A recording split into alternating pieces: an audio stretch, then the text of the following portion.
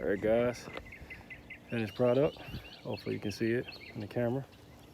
It's rolled up now.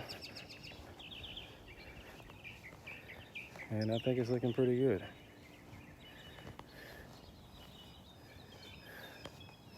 I love doing the curves and the bends in this particular bed and other ones, but looks pretty nice.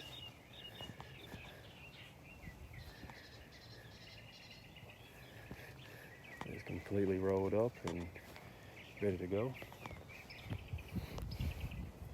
It's the last thing I'm gonna do today probably because I'm just tired. I do got one job that I gotta spray, but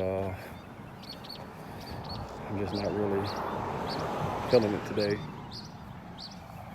But we'll see. I'll go do it real quick and make a quick couple of bucks.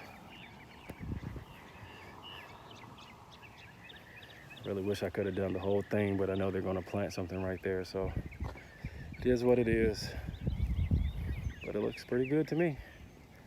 Now tell me what y'all think. Stay tuned.